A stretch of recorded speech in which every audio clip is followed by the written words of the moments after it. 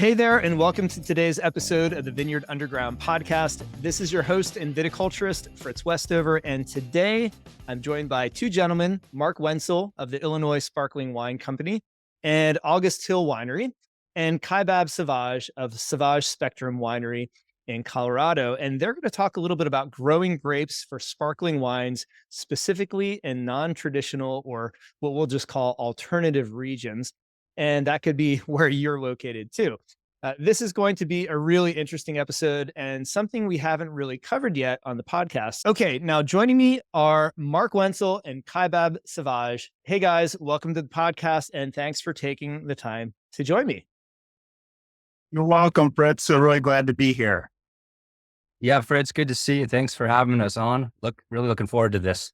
Yeah, this is going to be fun. You guys, I've hung out with you both. I've known you for many years, probably more so from coming to Kaibab, meeting you, coming to Colorado and speaking at the Vinco meetings out there for your grower organization. And same with you, Mark, coming to Illinois and getting to work with the growers in Illinois as well. And I have to say, probably the two most fun groups I've ever gone and spoken at a conference at, because you guys know how to have fun afterwards too. And that's really important. I've definitely been on the party bus in both Colorado and Illinois and so much fun. So, all right, I would love to hear a little bit about your backgrounds before we get started here. How'd you get started and interested in working with vineyards? What got you into sparkling eventually? Because that's the topic of today. Mark, why don't we start with you? You're actually pretty active also in my virtual viticulture academy. I know I've been helping you with your vineyard there and some of your sparkling wine goals. And I've actually visited your vineyard at some point. And it looks really good. So how'd you get to this point? Well, thanks, Fritz. And the hats off to you. I mean, it's, I think the one hard part of it, we started back in 2002 planting a vineyard and, it's just difficult having a resource that you can connect with so frequently and so often and kind of having a support group all the time there. So that's been a huge asset ever since we've met because early on it was a struggle. We were guessing a lot. But yeah, we planted the vineyard with grapes mostly from the Minnesota, come out of the University of Minnesota. And part of our big challenge is in these grapes hybrids has been high acidity. And even though we make still wines from them, it's like, what can we do with these grapes that lend themselves more to it? My wife and I have a love for bubbles and champagne. And so that's kind of what kind of clicked was when we started learning more about champagne and that, hey, they embrace acidity. So that kind of led us to dabbling into the production of sparkling wine. But then, especially with your involvement, is trying to learn more on how can we do better in the vineyard and kind of learn more of what we're doing for sparkling wine production. So, and your backgrounds in vineyards were the idea for this episode, because when we think about sparkling wine, we think about Champagne region in France, Prosecco from the northeastern regions in Italy, or sparkling wines from Napa. But we don't think about Illinois or Colorado first when we think about sparkling wines. So I've got to dig underground a little bit more with you guys on both of your vineyards, how you grow grapes specifically for sparkling wine, what varieties did you start with initially at your vineyards, and what was producing sparkling wine always part of the plan, or did it come on later? How did you end up growing and making, I'm just going to say, award-winning sparkling wines in Illinois and Colorado? So let's go into that first and dig into that. Thank you, Fritz. We have been honored to win quite a few awards on our sparkling, and we're not just a one-trick pony, though. We do whites, rosés, reds, and we have numerous awards on those as well. About 8 of our 30 wines are sparkling, though. It was always part of our plan to do sparkling. We really saw that trending nationally, and there was no representation in Colorado, so we really took that lane hard and tried to make it our own with our Sparklet brand. And it really has. It's one of our best-selling wines. It's, fruit forward, super approachable, just a really fun, easy to drink wine. And that's how we want it to come across. Kaibab, you make more than one style. So let's start by digging into that. What methods are you using, and what are, what's common and what's off the beaten path for you? So yeah, there's kind of 3 to 4 different methods. And what we're using is for our sparklet to keep the price down, and just the style we're doing, our winemaker comes from the brewing industry. And so he's using a tank method to basically carbonate it. And, Sparging with CO2. Right. Force carbonating to get the volume and the pressure. And what it allows you to do is you can release a sparkling wine in 6 months instead of 2 years. With this traditional method. So there's a Charmat method where you could ferment in tanks and filter everything under pressure and then bottle it under pressure.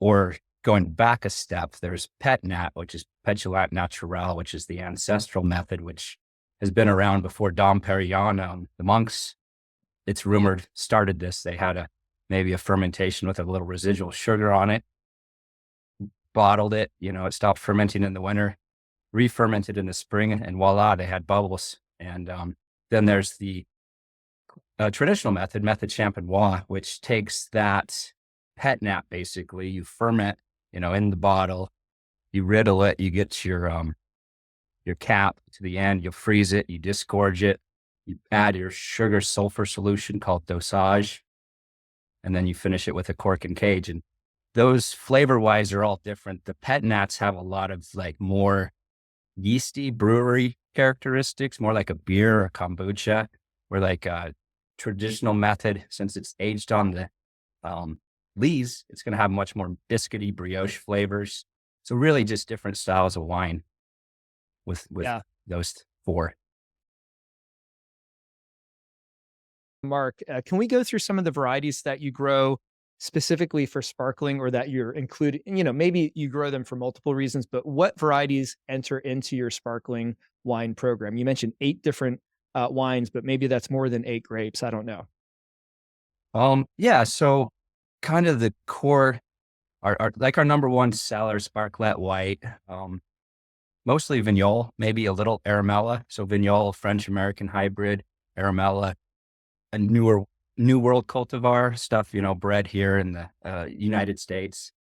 And we even do a sparkling red made from Verona, very low tannin, one of Tom Plucker's varieties out of Minnesota, private breeder, great guy. Yep. And we do a Vino Verde style wine that's using this year. It was mostly Albarino and Gruner Veltliner in the past. And now this year we incorporated some Chenin Blanc and Pinot Gris in there. It's a really fun, slightly frizzante Vino Verde. We call it All Day Verde. And we put it in a little green beer bottle and people love it. It's really I love fun. it.